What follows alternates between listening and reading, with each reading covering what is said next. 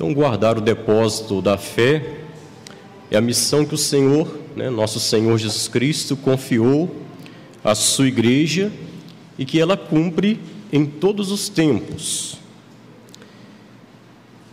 E a igreja, então, tem essa sublime missão, não somente de guardar, mas também de transmitir este depósito da fé, interpretar este depósito para que mais pessoas cheguem ao conhecimento da verdade que é Cristo, porque é da intenção de nosso Senhor que todos cheguem ao conhecimento da verdade, que o nosso Senhor chegue então a contemplar este grande mistério do amor de Deus presente na história humana. Então, o objetivo do catecismo, ele é apresentar uma exposição organizada e resumida dos conteúdos essenciais e fundamentais da doutrina católica, tanto sobre a fé, como também sobre a moral, à luz do Concílio Vaticano II e do conjunto da tradição da Igreja. Então, vocês vão encontrar aqui, na parte inicial, na introdução do catecismo, qual é o objetivo desse livro, desse conteúdo que nós temos, que é importantíssimo para darmos razão da nossa fé. Que não basta apenas ter uma fé herdada dos pais, mas é preciso ter uma fé também conquistada. Por que eu creio, onde eu creio, quais são os fundamentos da minha fé. Então, nós louvamos a Deus pela iniciativa desse grupo de promover estes encontros, Crescendo na Fé, o nome do grupo, não é isso? Crescendo na Fé, que é uma catequese para adultos, é uma continuidade da catequese que um dia nós recebemos. Então, isso é louvável porque possibilita que mais pessoas, então, aprofundem a sua fé. Por que eu pertenço à Igreja Católica? Por que eu sou católico? E como eu devo me portar como católico no mundo? O católico também é chamado a fazer a diferença no mundo. Então, as fontes do catecismo são a Sagrada Escritura, os escritos dos santos padres, a liturgia e o magistério da Igreja. Sagrada Escritura, os santos padres, a liturgia e o magistério da Igreja. São as fontes do nosso catecismo, que é de 1992, é o novo catecismo da Igreja Católica. E o catecismo também ele serve como referência para outros catecismos. Nos países, por exemplo, se uma conferência episcopal quiser elaborar um catecismo para um determinado para o seu país, então pode se basear no catecismo da Igreja Católica, nesse que é o catecismo chamado universal, que é para toda a Igreja. Claro que todo o catecismo elaborado não pode entrar em contradição com aquilo que está, já foi determinado aqui pelo catecismo universal. E quais são os destinatários? São os bispos, primeiramente. O primeiro catequista numa diocese é o bispo. Então, os bispos são os primeiros destinatários do catecismo da Igreja Católica. Os doutores da fé, aqueles que são responsáveis também pela teologia, pelo ensino da teologia. Os pastores da Igreja, aqueles que estão no meio do povo, na pastoral, no dia a dia, que tem também esse sublime ofício de ensinar, de transmitir a verdade da fé. Os presbíteros, os catequistas e demais fiéis. Então, o catecismo, como está relatado aqui, é para todos, não apenas para um grupinho específico, mas todos os católicos devem conhecer esta grande riqueza que é o catecismo. E depois, em 2005, foi lançado o compêndio, que é uma forma assim mais simples do catecismo, para que as pessoas tenham maior acesso também àquilo que a Igreja ensina. Então, Deus, Senhor Jesus, confia à sua Igreja esse depósito da fé, e ela é transmitida ao longo dos séculos.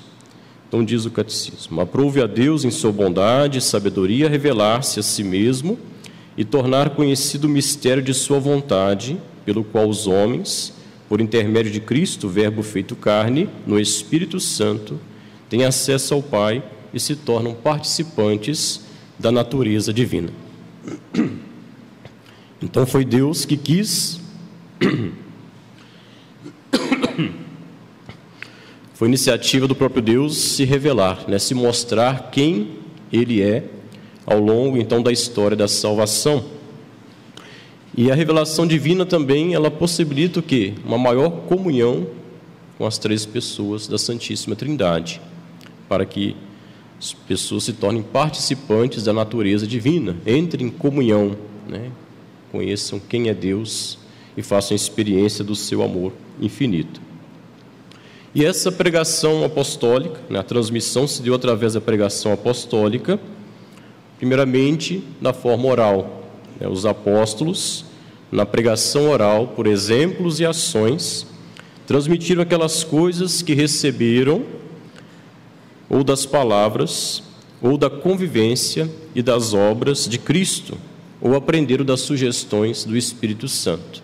Então, primeiramente, foi uma transmissão oral dessa revelação, porque sabemos que os apóstolos foram escolhidos por Cristo, aprenderam dele, ouviram o seu ensinamento, conviveram com ele, e depois foram transmitindo, né, tudo aquilo que viram, que ouviram e que aprenderam.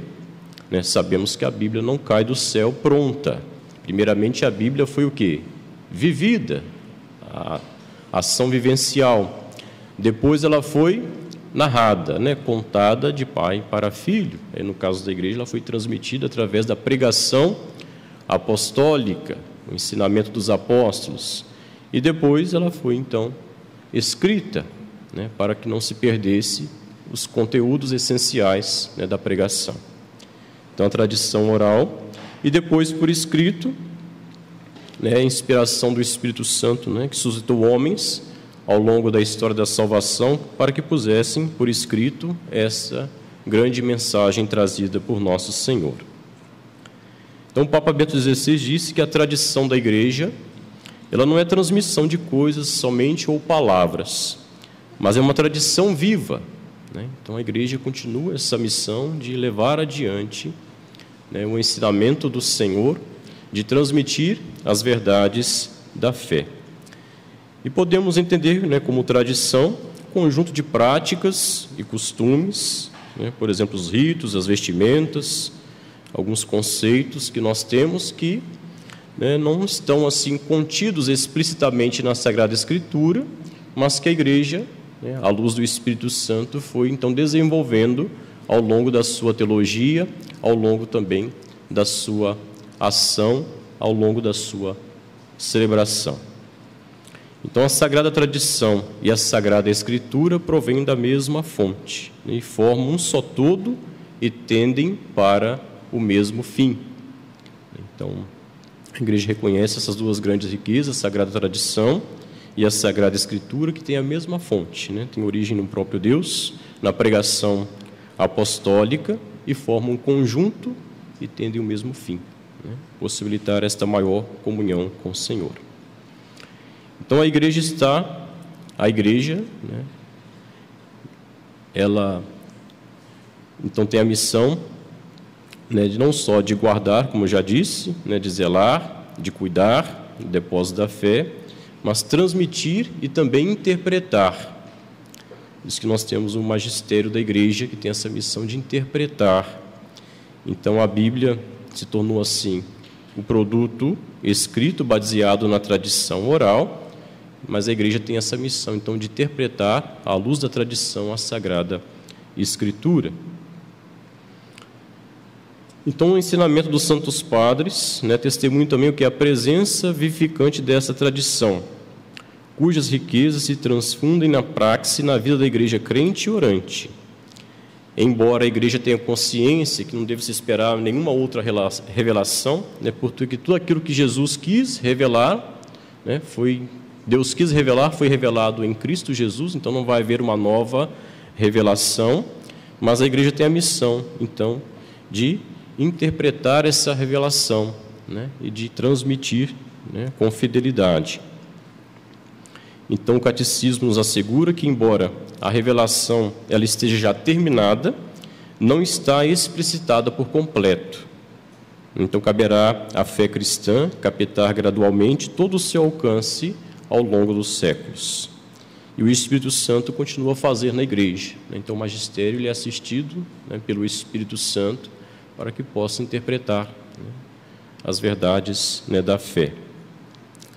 Então, aos teólogos cabe aprofundar os conhecimentos do mistério da fé, também guiados pelos dogmas, né, que são definidos pelo magistério da igreja. Então, compete ao Sagrado Magistério o ofício de interpretar autenticamente a palavra de Deus, escrita ou transmitida. Então, o magistério tem essa sublime missão, cuja autoridade é exercida em nome de quem? Em nome de nosso Senhor Jesus Cristo. Essa autoridade que Cristo deu aos apóstolos e que foi depois, né, transmitida também aos bispos, sucessores dos apóstolos. Então, os bispos em comunhão, né, com o bispo de Roma, no caso o Papa sucessor, né, de Pedro, são aqueles que na igreja têm autoridade para interpretar e ensinar, que nós chamamos o Sagrado Magistério. Então, nós temos a Sagrada Escritura, a Sagrada Tradição e o Sagrado Magistério, né? São os meios pelo qual a revelação de Deus é transmitida. Então, nós não estamos assim abandonados, largados na igreja, né? Nós somos amparados, né, pelas três sagradas: Escritura, Tradição e Magistério. Então, em sua doutrina, vida e culto, a igreja perpetua e transmite a todas as gerações tudo o que ela é e tudo o que ela crê. Então, na sua teologia, nos dogmas proclamados e no culto celebrado, a igreja também transmite tudo o que ela é e tudo o que ela crê. Por isso que numa celebração eucarística, o padre não pode ficar inventando, né, coisas, porque ali também estão contidas a verdade da fé, aquilo que a igreja crê. Então, se a missa começa a se tornar algo muito estranho para os fiéis, isso também vai complicar na compreensão, né, da fé da igreja. Que igreja é essa? Né? O que está sendo transmitido? Entendeu? Então, isso é complicado. Às vezes, a gente vê assim, algumas missas que saem fora, né, daquilo que a igreja orienta, né? Algumas celebrações que não têm assim, elementos que transmitem verdadeiramente, né, o ensinamento da igreja. Então, nós cremos e celebramos como nós cremos.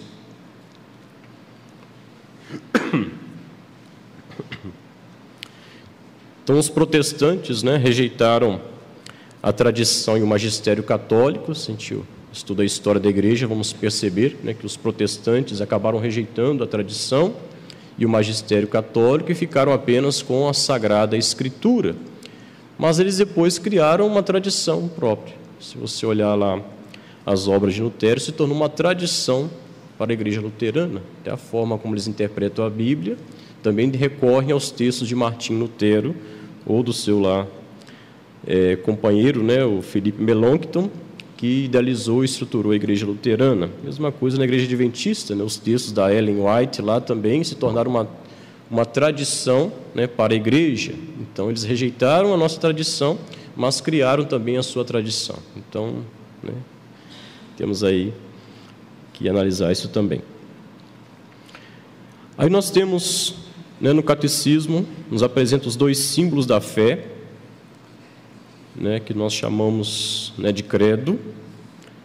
O primeiro é o símbolo dos apóstolos, que ele é então um pouco mais curto, mas usado na igreja de Roma, e o credo niceno-constantinopolitano, que é o fruto, né, de dois concílios, o concílio de Niceia, em 325, e Constantinopla, em 381. Então, quando nós cremos, nós estamos, né, dando o nosso assentimento a verdades que foram reveladas, né? Eu creio, né? E esse eu creio é também adesão àquilo que nós cremos, porque a fé é um ato pessoal, fruto também da liberdade do homem, né? Ninguém é obrigado a crer, mas se eu creio dentro de uma comunidade, né, dentro de uma igreja que foi convocada por Cristo, a Assembleia, né, dos crentes. Então, quando eu creio naquilo que a igreja crê e professa, né? Creio na igreja e creio naquilo que a igreja crê e professa. Infelizmente, nós encontramos pessoas que falam que creem em Deus, né? Estão na igreja, mas estão assim pela metade. Eu creio, mas eu vou selecionando depois aquilo que é interessante para mim. Já viram pessoas assim? Eu sou católico, eu sou católica, mas eu não concordo com isso ou aquilo na igreja, né? Então, assim, crê pelas metades, não crê de todo o coração, não crê de toda a alma, né? Porque quando a gente crê em Deus, a gente crê também na igreja, que é um dos artigos aí do credo apostólico. Então, nós cremos que a igreja detém, né, esse ensinamento, detém a verdade da fé, por isso que nós cremos na igreja e com a igreja. Por isso que é preciso uma linguagem normativa, uma linguagem que seja comum a todos os crentes batizados na igreja. Porque eu não posso construir a minha profissão de fé. Eu creio nisso, nisso e isso é que eu desconsidero. Não, então a igreja tem uma linguagem comum, chamada assim uma linguagem normativa, que serve para todos os seus fiéis. Então, se alguém, né, não crê naqueles artigos do credo, então aí pode desconfiar da fé católica dessa pessoa, né? Se considera católico, se considera cristão, aquele que crê nos artigos, né, do credo apostólico, que seja um símbolo apostólico ou do credo niceno constantinopolitano. Claro que ao longo da história da igreja surgiram outros pequenos símbolos, né, outras pequenas profissões de fé, mas a igreja depois nos apresentou essas duas profissões de fé que são as mais, então, completas, que expressam a totalidade e, ao mesmo tempo, é uma síntese de tudo aquilo que a igreja crê e ensina. Então, o símbolo da fé é também um sinal de comunhão ou reconhecimento entre os crentes. Então, o que identifica um cristão católico é a sua fé, né, nas verdades que estão ali contidas no símbolo ou no credo. Então, se tornou aqui uma coletânea ou sumário das principais verdades da fé. Então, o símbolo é aquilo que une, né? Nós estamos unidos na mesma fé, né? Um só Senhor, um só batismo, uma só fé, um só Deus, né? Segundo diz o apóstolo Paulo na sua carta aos Efésios, uma só fé. Então, o símbolo é aquilo que nos une. E o diabo é aquilo que nos separa, né? O divisor. Então, que tenhamos uma fé firme, uma fé perseverante, uma fé constante em Deus. E é chamado também de credo, que nas palavras em latim começa credo e um Deus, né? Começa assim. Então, os mais importantes são esses, né? Que eu disse, o símbolo dos apóstolos, usado na igreja de Roma, e o sino niceno constantinopolitano, frutos de 2 concílios, de Niceia e Constantinopla, que a gente reza eventualmente. Seria bom se a gente rezasse mais o credo niceno constantinopolitano, para a gente saborear mais, né, o seu conteúdo, a riqueza da linguagem, aquilo que ele traz, né, como algo precioso, né, deixado aí para a igreja. Então, nosso catecismo hoje teve por base o catecismo do Concílio de Trento, o catecismo chamado de São Pio V, né, que é de 1566. Então, o catecismo se baseou nesse catecismo de 1566, e ele é dividido em 4 partes, né, que se relacionam, né, e se complementam. Se você depois folhear o seu catecismo em casa, vai perceber que são 4 partes bem elaboradas, bem estruturadas, para facilitar também, né, a compreensão, para que façamos, né, um caminho de aprendizado, de oração, de meditação, instrução também para a nossa vida. Então, a primeira parte do catecismo é a profissão de fé.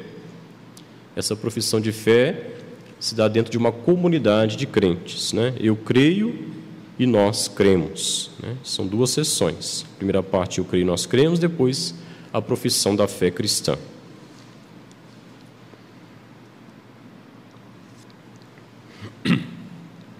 A segunda parte é a celebração do mistério cristão, né? Como celebramos? Aí vamos encontrar né, economia sacramental, os 7 sacramentos da Igreja, como a salvação, realizada uma vez por Cristo e pelo Espírito Santo, torna-se presente nas ações sagradas da liturgia da Igreja, particularmente, né, nos 7 sacramentos, né, como a Igreja celebra.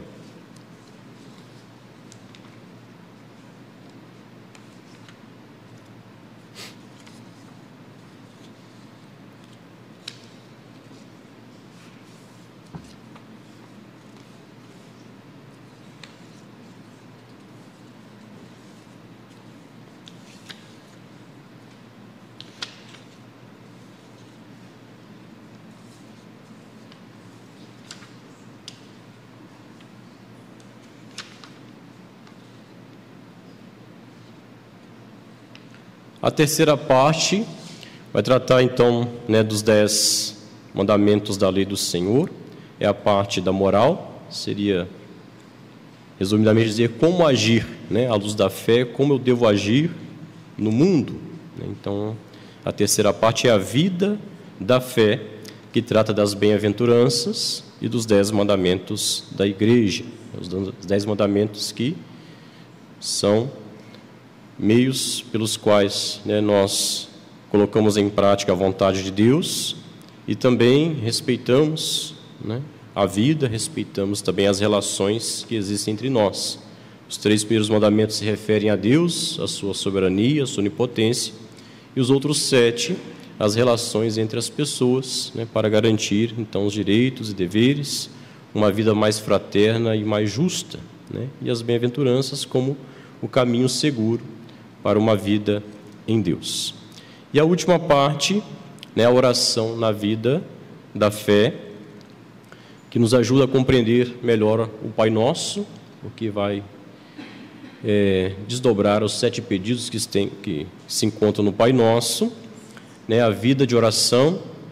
Então, um grande tratado assim sobre a vida espiritual. Então, essas 4 partes elas vão se complementando e vão nos ajudando a compreender nesta riqueza, né, da nossa fé.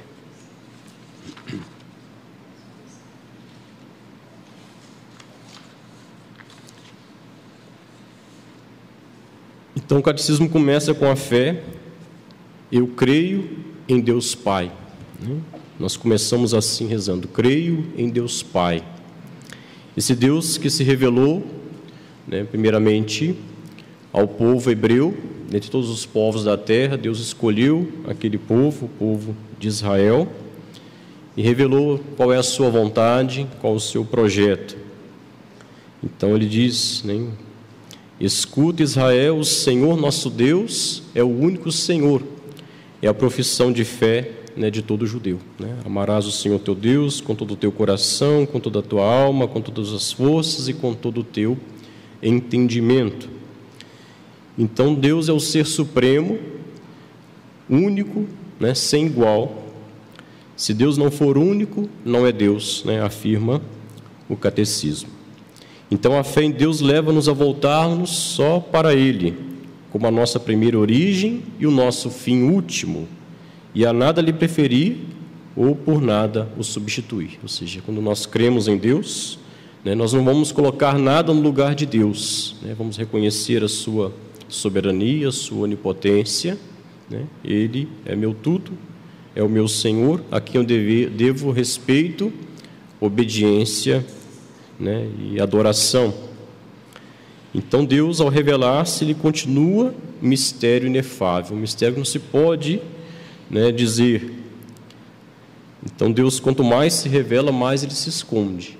Então nós fazemos esse caminho na igreja, queremos conhecer as verdades da fé. Deus se revela, mas quanto mais se revela, mais Ele se esconde.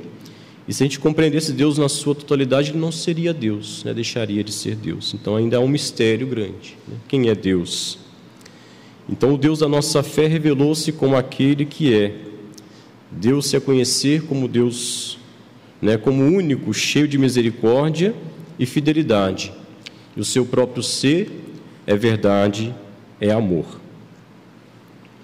E esse Deus, né, se revela a nós, vem ao nosso encontro, vem em socorro, né, da nossa fraqueza. E a igreja cristã crê neste mistério da Santíssima Trindade, né, do Pai, do Filho e do Espírito Santo. Então o mistério central da nossa fé, é o mistério central da vida cristã. Então só Deus pode dar-nos o seu conhecimento, revelando-se como Pai, Filho e Espírito Santo. Então a encarnação do Filho revela que Deus é o Pai eterno e que o Filho é consubstancial ao Pai, quer dizer que nele e com ele é o mesmo e único Deus. É um grande também mistério da fé. A gente não vai encontrar assim na Sagrada Escritura, dogma da Santíssima Trindade, Deus é Pai, Filho e Espírito Santo. Mas a Igreja, né, ao longo da sua história, ao longo da sua tradição, foi compreendendo que Deus se revelou como Deus Trindade. Deus é um, mas não é um Deus solitário. Um em essência e três pessoas, Pai, Filho e Espírito Santo. Então a missão do Espírito Santo, enviado pelo Pai em nome do Filho e pelo Filho de junto do Pai, revela que Ele é, com eles, o mesmo e único Deus. Com o Pai, o Filho é adorado e glorificado, diz o credo niceno-constantinopolitano. Então o Espírito Santo também recebe a mesma adoração e a mesma glorificação, porque também é pessoa divina. Então o Espírito Santo procede do Pai enquanto fonte primeira, e pelo dom eterno do Pai ao Filho procede do Pai e do Filho em comunhão de amor, que existe entre as três pessoas da Santíssima Trindade. Então, pela graça do batismo, fomos batizados em nome do Pai, do Filho e do Espírito Santo, ordem de Jesus, lá no finalzinho do Evangelho, de São Mateus. Somos chamados a participar na vida da Trindade bem-aventurada, para já na obscuridade da fé e depois da morte na luz eterna. Então, somos chamados a participar já no nosso tempo deste grande mistério de amor, sermos envolvidos pelo mistério da Santíssima Trindade. Embora não podemos compreender, esgotar este mistério, nós podemos ser tocados, vivenciar já no nosso tempo esta comunhão e depois a comunhão plena na vida eterna. Então a fé católica é essa: venerarmos um só Deus na Trindade e a Trindade na unidade, sem confundir as pessoas, nem dividir a substância, porque uma é a pessoa do Pai, outra a pessoa do Filho, outra a pessoa do Espírito Santo. Mas do Pai, do Filho e do Espírito Santo é uma só divindade, igual a glória e coeterna majestade. Então, um só Deus que se revelou ao longo da história da salvação.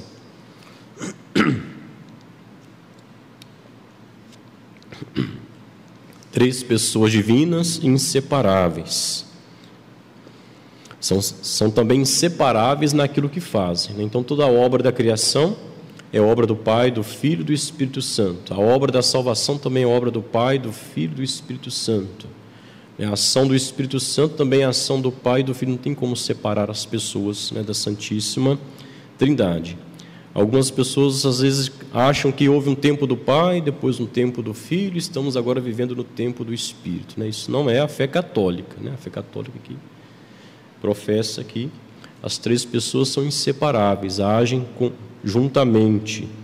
Quando Deus cria, Ele disse, façamos o homem à nossa imagem e semelhança. Façamos. Então Deus não estava sozinho, como eu disse. Deus é um, mas não é solitário.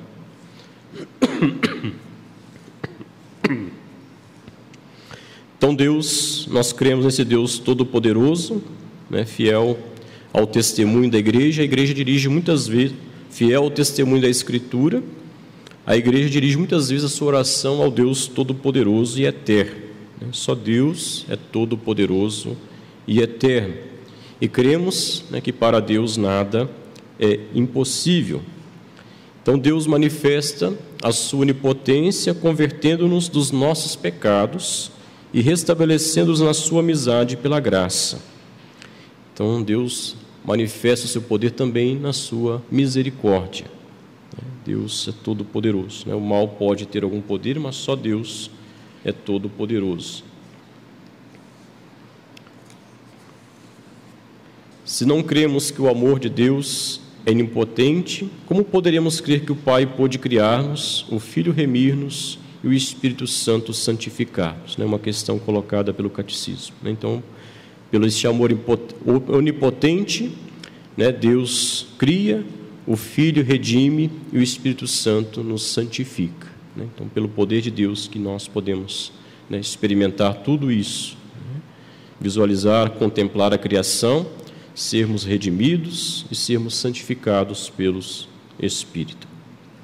Então, na criação do mundo, Deus deu o primeiro sinal, Deus deu o primeiro universal testemunho do seu amor onipotente e da sua sabedoria, e fez o primeiro anúncio do seu desígnio amoroso, o qual tem como finalidade a nova criação em Cristo Jesus. Então, já lá na criação, já é anunciado o Evangelho, a boa notícia, que o Filho da mulher é aquele que vai destruir o pecado e a morte.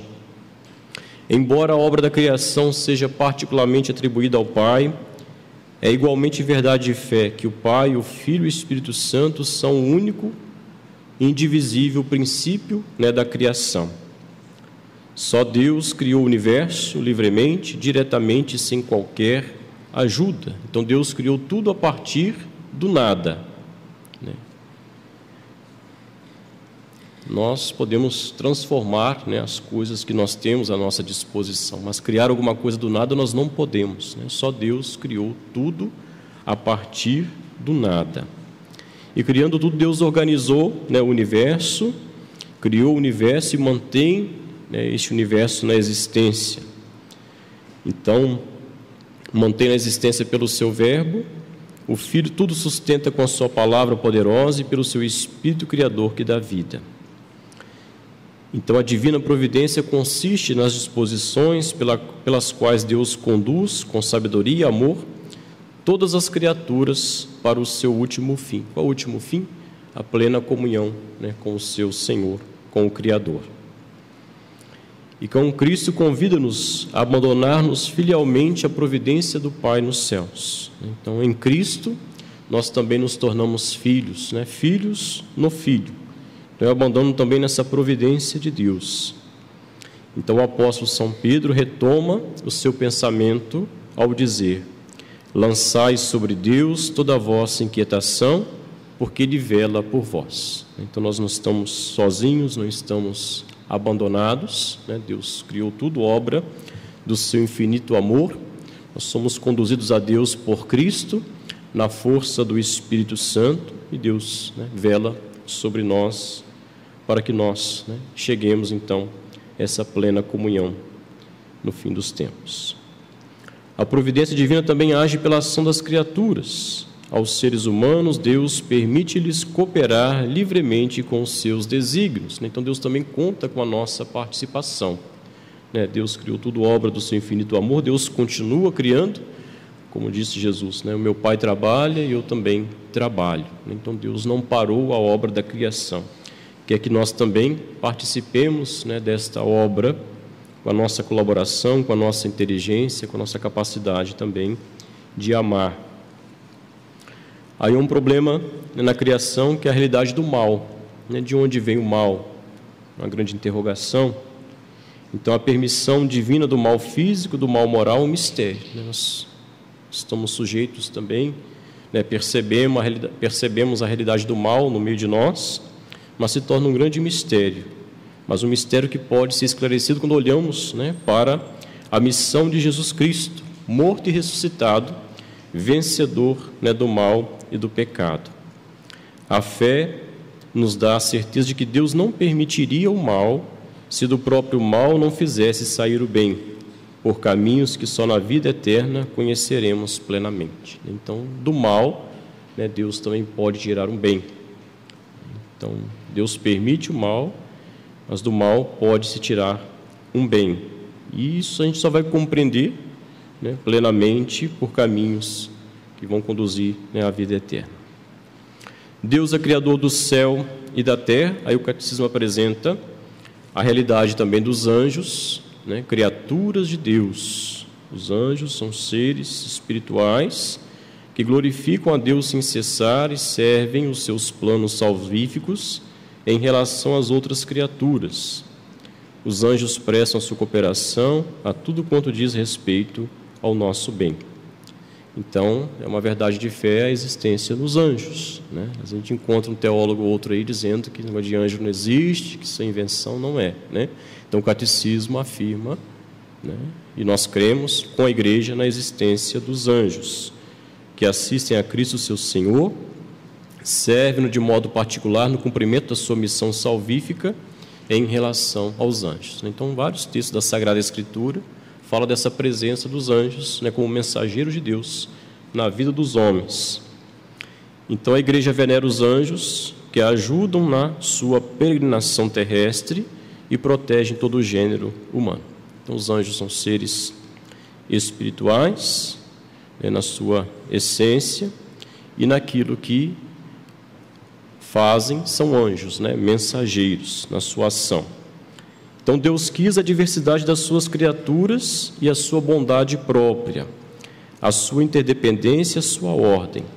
Destinou todas as criaturas materiais para o bem do gênero humano, e o homem, através dele, toda a criação, através dele toda a criação tem como destino a glória de Deus. Então, tudo que Deus criou, né, céus e terras, juntamente com o homem, tem como finalidade para a glória de Deus, né? Então, todo o universo é chamado a glorificar, a reconhecer a grandeza de Deus.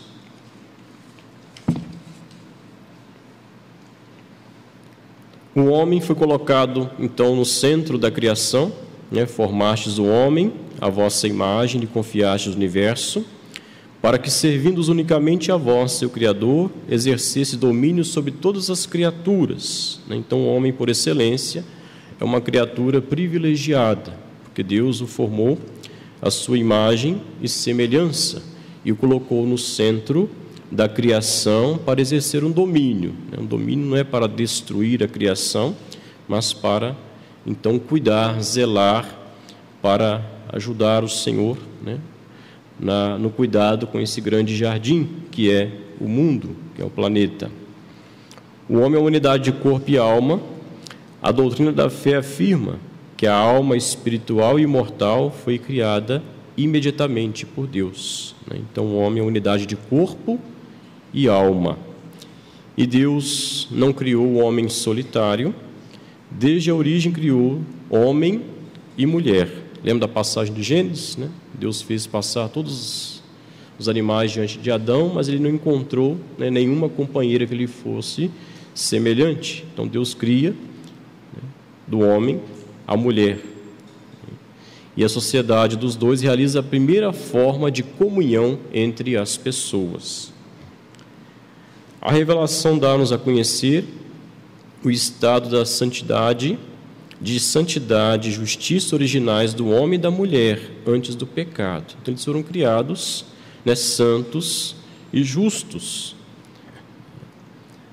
E a amizade de ambos com Deus derivava a felicidade da sua existência no paraíso. Então, havia uma harmonia entre o homem e a mulher, na sua comunhão, né, de pessoas, e na comunhão entre eles e com o próprio Deus, né? Deus criou o homem e a mulher perfeitos. Mas entra, então, a realidade, né, do pecado na história da humanidade, porque não foi Deus quem fez a morte, né? A glória de Deus é que o homem viva, já dizia um santo da igreja. Então, não foi Deus quem fez a morte, nem Ele se alegra pelos vivos se perderem. Então, Deus não fica satisfeito quando alguém se perde, né? Não gosta que seus filhos morram, porque Deus é o Deus da vida.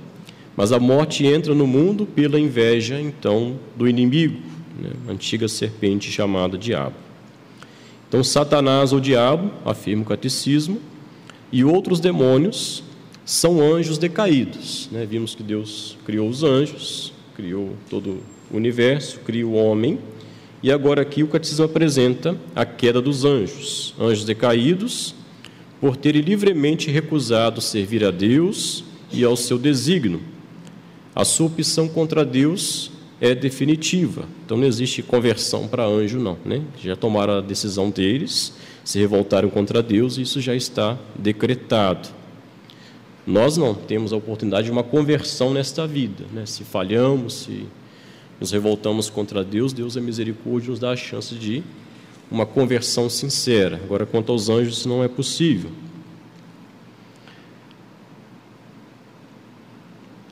A sua opção contra Deus é definitiva, e eles tentam associar o homem à sua revolta contra Deus, né? Sabemos que somos tentados por os anjos maus, não podemos negar isso, né?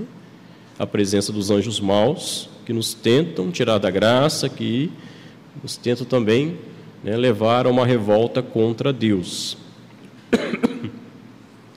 Então, estabelecido por Deus no estado de santidade, o homem seduzido pelo maligno, né, segundo o texto de Gênesis, desde o princípio da história abusou da sua liberdade. Então, Deus cria o homem também por amor, concede também a liberdade aos nossos primeiros pais.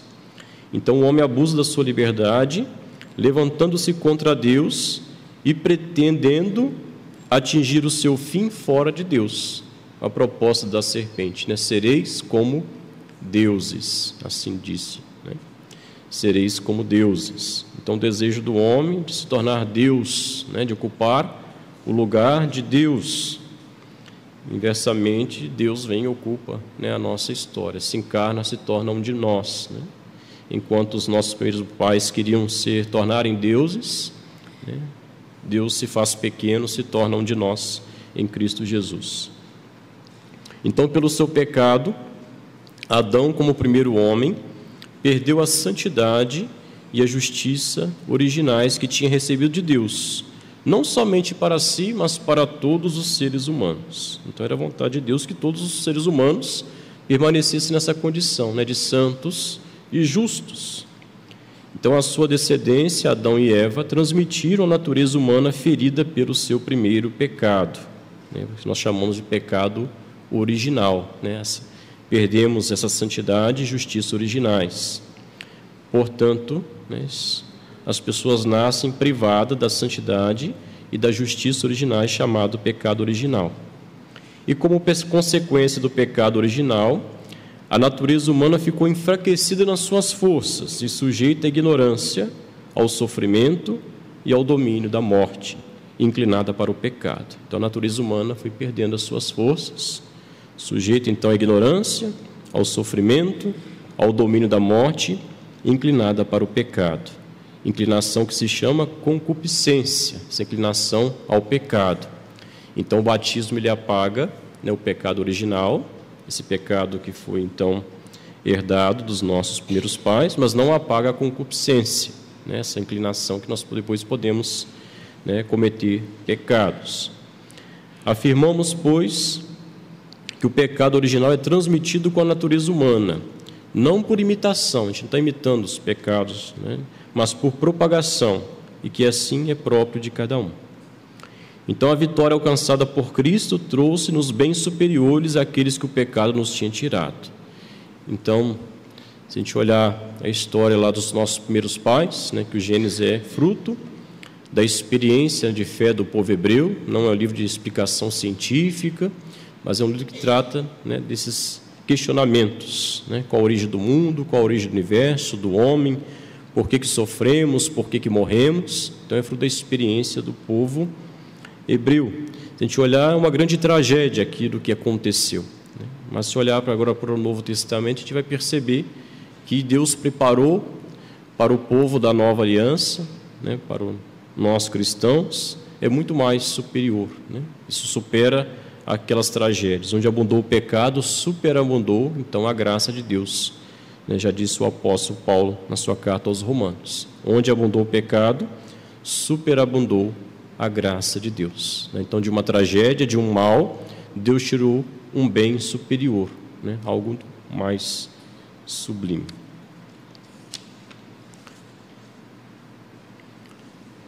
Então, segundo a fé dos cristãos, este mundo foi criado e continua a ser conservado pelo amor do Criador. É verdade que caiu sob a escravidão do pecado, mas Cristo, pela cruz e ressurreição, venceu o poder do maligno e libertou. Então, a gente tem que sempre olhar para a pessoa de nosso Senhor Jesus Cristo como vencedor, né, do pecado, vencedor da morte, vencedor de todo o mal. E nele também nos tornamos o que? Vencedores. Então não é ficar preocupado se o mal vai ter um fim agora, não, mas é olhar para a pessoa de Jesus e ver que ele é um vencedor. E com ele eu posso superar todo o mal, posso superar também as seduções do inimigo, posso ser uma pessoa melhor. Então, nas nossas misérias humanas, nós podemos crescer em perfeição e santidade quando nos abrimos à graça de Deus, à força transformadora do seu Santo Espírito. Depois dessa afirmação de uma fé em Deus que é Pai, Criador de todas as coisas, o catecismo sinaliza para a segunda pessoa da Santíssima Trindade: creio em Jesus Cristo, Filho único de Deus. Então, o nome de Jesus significa Deus salva. Não é à toa que ele recebe esse nome, porque Deus nos salva em Jesus. Então, o menino nascido da Virgem Maria é chamado Jesus, porque salvará o seu povo dos seus pecados. Não existe debaixo do céu outro nome dado aos homens pelo qual possamos ser salvos. Então, o nome de Cristo significa ungido. Cristo é ungido, é o Messias esperado. Jesus é o Cristo porque Deus ungiu com o Espírito Santo e poder. Ele era aquele que estava para vir, o objeto da esperança de Israel. Então, Maria Santíssima, São José, Zacarias, Isabel, Simeão, Ana, contemplam então já a esperança de Israel sendo concretizada, quando vê o recém-nascido, quando vê o menino Jesus. Então, o nome de Filho de Deus significa a relação única e eterna de Jesus Cristo com Deus seu Pai. Ele é o Filho único do Pai e Ele próprio Deus. Jesus é Deus. Crer que Jesus Cristo é o Filho de Deus é condição necessária para ser cristão. Então, Jesus não é simplesmente um profeta, não é aquele que veio trazer uma mensagem de consolação apenas, mas Ele é o Filho de Deus, é o Deus encarnado na nossa história.